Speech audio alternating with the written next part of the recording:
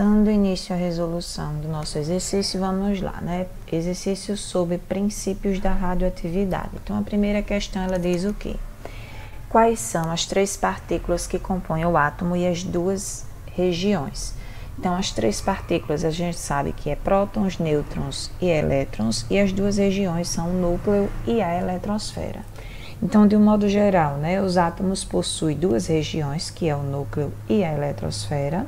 No núcleo, né, por sua vez, é a região onde se encontram os prótons, que têm carga positiva, e os nêutrons de carga, né, neutra. Não tem carga, né? Na verdade, eles são neutros. E na eletrosfera ficam os elétrons que têm sua carga negativa. Qual a diferença entre reação química e reação nuclear? Uma das respostas pode ser, né? A reação química, ela acontece na eletrosfera do átomo, sem alterar seus elementos, né? Formando somente um rearranjo dos átomos.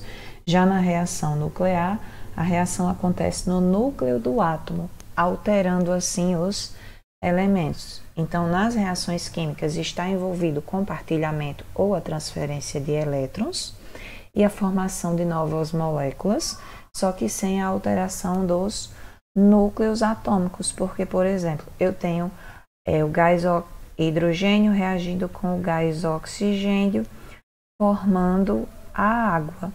Então, observe que aqui aconteceu uma reação química, onde os elementos que estavam presentes nos reagentes são que estão presentes nos produtos.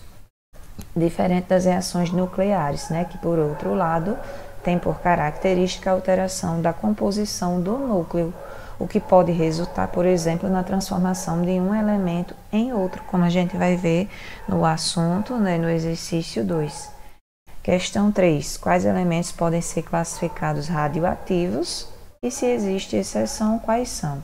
Então, um elemento para ser considerado radioativo, né, o que acontece? Ele vai ter número atômico a partir de 84, né? Então, a partir de 84, eles têm uma certa instabilidade no seu núcleo e são considerados radioativos. E a exceção, nós temos dois, o tecnécio e o bromécio.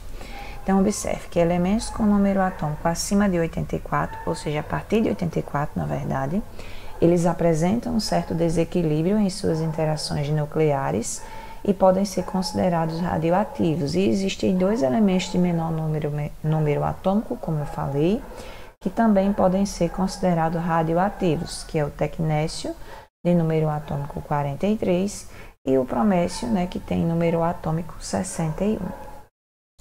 Questão 4. Defina número atômico. O número atômico é o número de prótons, que cada elemento tem um número atômico, né, que é diferente dos outros.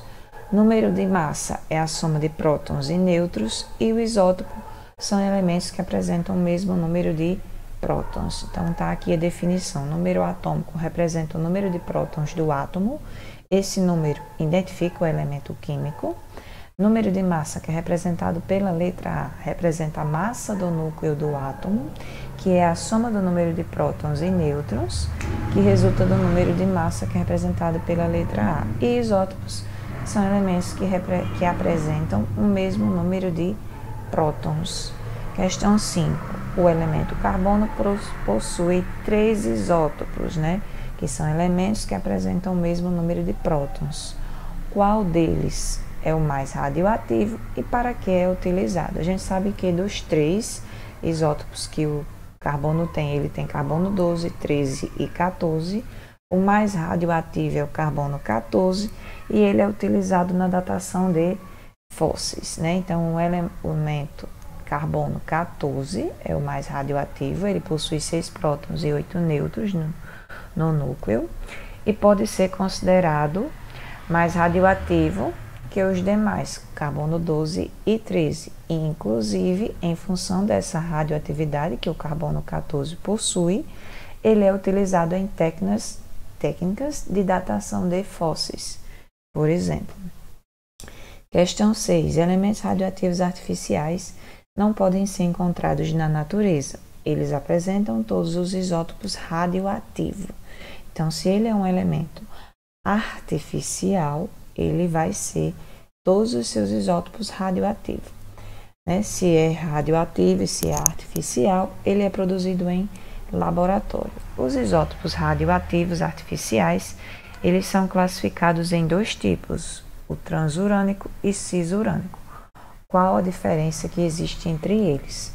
O transurânico é quando o número atômico é maior que 92, cisurânico abaixo de 92. Então, transurânico quando o número atômico é maior que 92 e cisurânico quando apresenta o número atômico menor que 92. Com isso, a gente conclui o exercício 1.